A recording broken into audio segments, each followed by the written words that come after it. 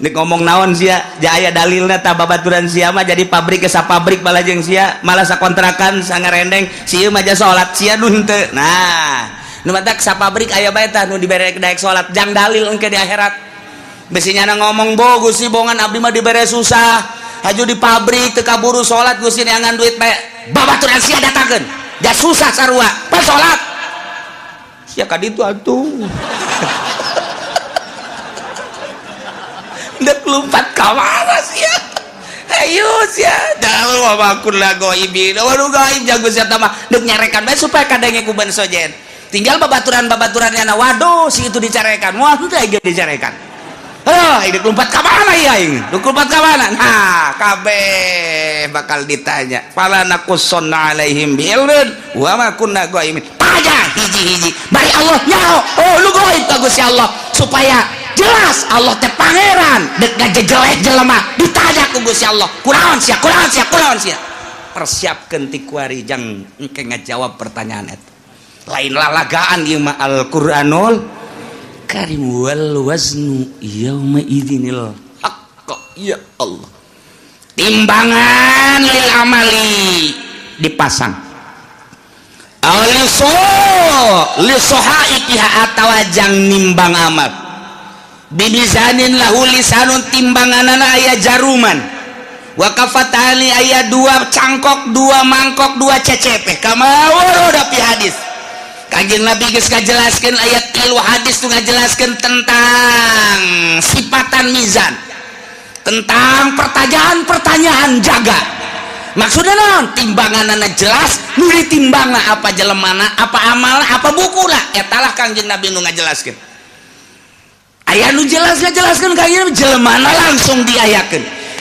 di hadis lain Kanjeng Nabi nyaritakeun jelemana mah tetep nangtung di itu nu ditimbang adalah sohaid buku-bukuna cek sakaol mah lain buku-bukuna amal bae diwujudkeun ku Gusti Allah amal bagus herang bagus cang amal goreng poek jorek nu jelas mandek kumaha ge ima urangna wa ima bukuna wa ima amala pan nu jelas mah tetep bae ditimbang-timbang keneh ieu ayatna wal waznu yauma idzin al haq timbangan nyata timbangan nu bener yauma idzin harita bakal dipasangkeun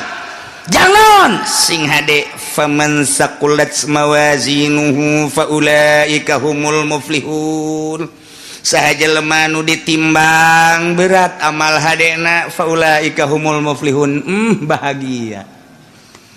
wa man khaffat jelema anu hampang mawazinuhu kahadeanana berat ku kagorenganana faulaika alladzina khasiru anfusahum jelema etalah anu ngarugikeun dirina waktu di dunia bongan teu daek beramal bitasfiriha ilan nar ku sebab dijonglokeun ka neraka bima kanu bi ayatina yazlimun ku sebab maranehanana ngazolimkeun teu percaya ka ayat-ayat Allah subhanahu wa ta'ala nu mantak urang mah alhamdulillahirabbil jauh masa urang ka Kangjeng Nabi tapi urang iman ka Kangjeng Nabi Muhammad sallallahu alaihi wasallam jauh jeung Kangjeng Nabi tapi urang ngalaksanakeun syariatna dibabaca ku urang sifat wajib di Kangjeng Nabi di para rasul teh opat urang diantarana kabeleteran kuari tah di dieulah bakal ditambah ditimbang saurang-saurang malaikat Jibril di dieu Mikail di dieu Israfil di dieu Kangjeng Nabi di dieu cek sakaol Kangjeng Nabi ngajelaskeun timbangan hade nu gede jurusan sorga timbangan nu goreng ieu neraka asal ditimbang let ka dieu ka kenca belah dieu geus tinggal ngagejebur ka neraka asal ditimbang leketai ka belah dieu geus sorga tinggal berangkat ka sorga bae ya Allah ya Rabbi kuari urang teh cek sakaol Kangjeng Nabi ngajelaskeun timbangan teh timbangan qada wal adli ieu timbangan teh timbangan papasten jeung keadilan nu mantak kuari urang timbang diri urang kuari kurang kudu timbang kajujuran jeung keadilan urang geus datang ka mana urang nuturkeun Kangjeng Nabi geus datang ka mana ngalaksanakeun syariat Kangjeng Nabi ketika ditimbang kurang bera rasa aing lamun ditimbang berat mana ya ti mata bae mata ye lobaan dipake neuleuh Quran apa lobaan dipake neuleuh TV kurang bae timbang kuari ye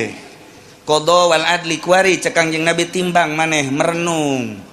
ceuli lobaan pake ngadengekeun musik apa lobaan pake ngadengekeun urayan-urayan hayo coba hayo apa lobaan ngadengekeun anu hasud ka urang anu ngomongkeun ka urang apa lobaan make ngadengekeun Al-Qur'an hadis kalam ulama timbang ku urang sorangan bari merenung kieu urang timbang ku sorangan bae hayo geura leungeun lobaan pake nyekelan naon ieu leungeun hayo sia leungeun apa nu teas-teas apa nu hipu-hipu sia leungeun timbang ku sorangan urang komo nu geus kolot mah maningan ge beureum mah molotot pegahan engkos kol dewe kieu tinggal nyi hajina woi mana eta mata kosong amat henteu kosong teu naon ngalang layung kitu teh tuh didinya bae lanang eta molotot kitu keur ngarenung ngaji tadi cak kiai aing ieu geus asa di akhirat bae ya hajinya tuh percaya karena kuari bae kalau ngomong gitu atuh sia ini bener ku sia digitu-gitu dekeran tuh iya keur ngalamun aing di akhirat ge cek kiai ge timbang cenah amal ampura aing nya haji ya tuh lagi ampura tang geus ada dari sakitu mah kula deui beureun ampura sok nyerekan ka Pak Haji tenan atuh ampura aing geus diampura jasa mun aing kawin deui tah pakarak dek bener ge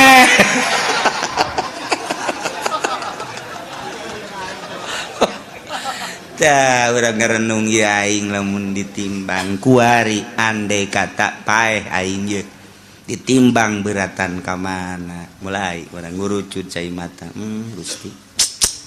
tibalik datang ka kuari Gusti Allah nyaritakeun kahirupan para rasul nyawa ditarohkeun jang ka Allah terus di para sahabat nyawa ditarohkeun abdi manarohkeun harta ge ku pait-pait teh di zaman para wali songo eta teh perang nyawa tarohanan urang lamun zalah ka Kudus masyaallah jana mapan balik teh dicacag nuku urang kuari dizarahan di Kudus Sunan saha ngaranna Kudus tuh siapa jarah bete ngaran ayo kiaina poho buku aing ye